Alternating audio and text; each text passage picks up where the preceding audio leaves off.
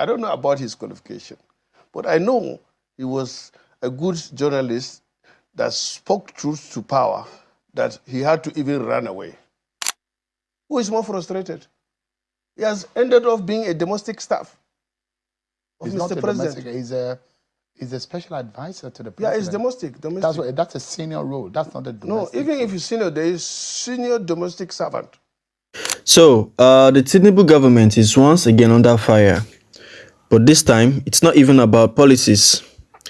It's about something as simple as respect and responsibility in communication. A viral post by Bayo Onanuga, President Tinubu's special advisor on information and strategy, has sparked outrage. Now, he shared a picture of Atiku Abubakar and Peter Obi sitting together, and then he sarcastically asked, "How is the market now?" Interesting. This careless post came at a time when Nigerians are struggling with hunger, inflation, and insecurity. But instead of focusing on solution, a top aide of the presidency was mocking opposition leaders. For many, this is a clear sign of misplaced priorities. Activist Aisha Yesufu reacted sharply. She said, if she were the president and a media aide put out such a post, the person would be fired immediately. But because Nigeria, as she puts it, doesn't currently have a president. No, we don't. We do have a president. No, you have a president. I don't have a president. Such recklessness continues unchecked. Her words captured the mood of many Nigerians who believe the country is running on autopilot, while leaders are more interested in mocking opponents than fixing the economy. This is not the first time Tinubu's media team has been accused of lowering the dignity of the presidency. Nigerians still remember how official government handles have been often used to troll or spread half-baked statements. Instead of setting an example of leadership, they often add fuel to political tension. But the question Nigerians are asking is simple. Why is the presidency wasting time mocking opposition leaders instead of addressing the collapsing economy? I mean, people are hungry. Families can barely afford food, and unemployment is rising. Insecurity has made life become unbearable in many states. Yet, those who should be providing answers are busy playing social media games. What this whole drama shows is something bigger than just a careless tweet. It shows how disconnected the people in power have become from the struggles of ordinary Nigerians. Let's think about it. Right now, inflation is breaking records. A bag of rice that used to be at about 30 naira is now over 80,000 in some markets. Transportation fare doubled. Parents are pulling their children out of school simply because they can't afford the fees. Yet, instead of addressing these issues, presidential aides are mocking the opposition with memes and sarcastic posts. This is why many Nigerians feel abandoned. It's not even about hunger and hardship. It's about respect. People expect their leaders to show empathy, to at least acknowledge what they are going through. When those in power act like comedians on social media, it adds insult to injury. Now let's compare this to other countries. In Ghana, for example, when food prices rose last year, the president didn't mock the people. He didn't mock anyone. He went on TV, admitted that there was a problem, and he promised a reform. In the United Kingdom, when the cost of living, crisis hits, government officials avoided careless jokes because they knew one wrong word could cause a public outrage. But welcome to Nigeria. It's different.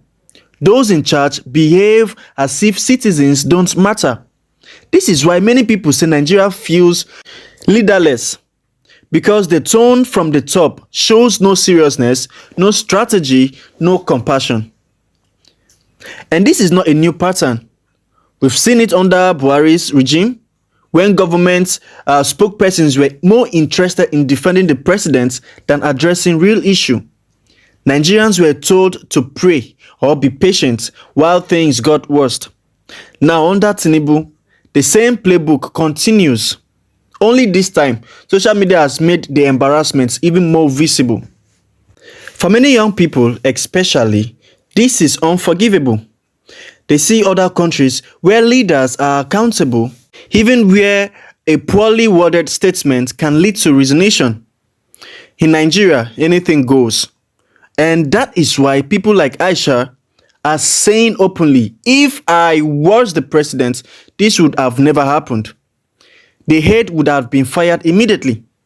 She's simply saying what millions are already thinking, that this government does not take Nigerians seriously.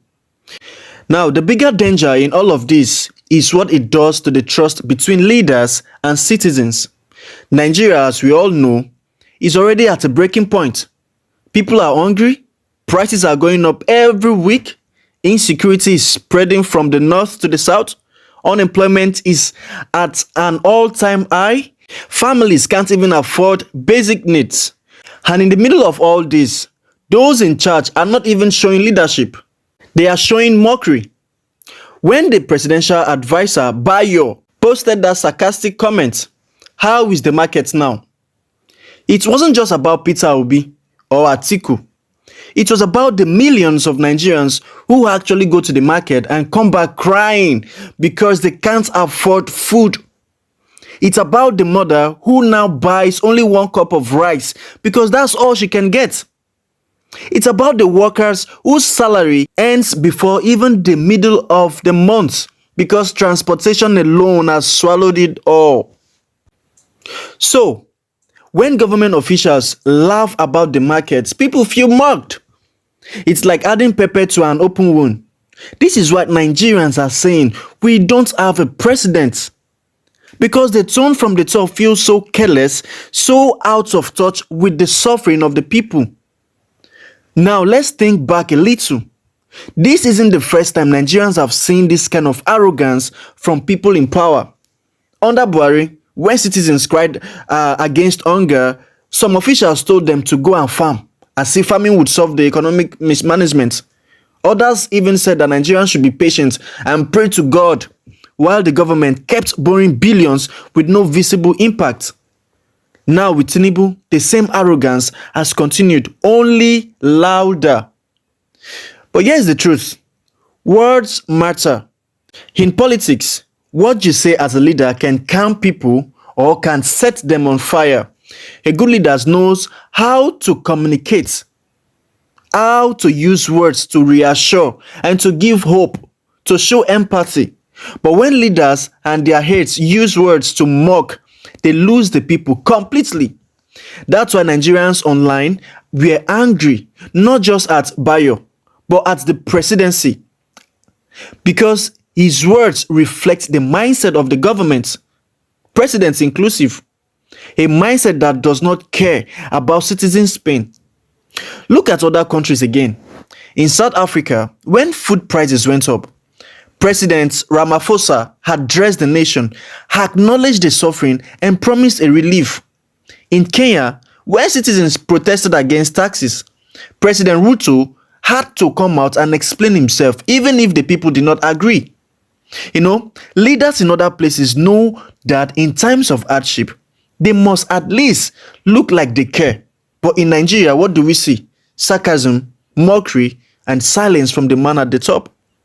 This is why many Nigerians, especially young people, are turning their hopes somewhere else. And then Peter Obi has become a symbol of that hope because whether people agree with him or not, he at least addresses issues directly. He tweets about hunger, about poverty, about insecurity, about education. He visits victims of violence. He donates to hospitals. He engages in public conversation. And that simple act of acknowledging people's struggle is what sets him apart from the ruling government. The long-term effects of this careless communication from Tinubu's camp is that Nigerians are losing faith in the presidency itself. When people no longer take their leaders seriously, democracy becomes weaker. Anger builds up in silence, trust disappears, and history has shown us from Egypt to Sudan that when people feel ignored for too long, they eventually rise. So this is not just about a tweet or one sarcastic remark. It's about the credibility of a government already hanging by a thread. It is about a presidency that should be calming the nation, but instead making Nigerians laugh in anger.